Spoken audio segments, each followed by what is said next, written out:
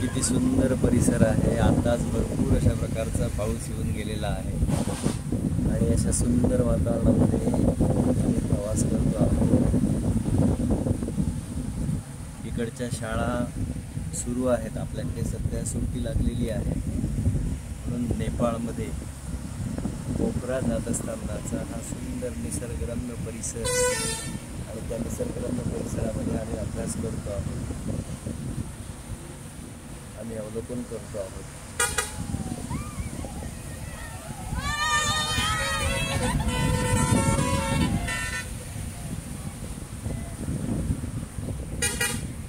सुंदर नेपाळ, स्वच्छ नेपाळ.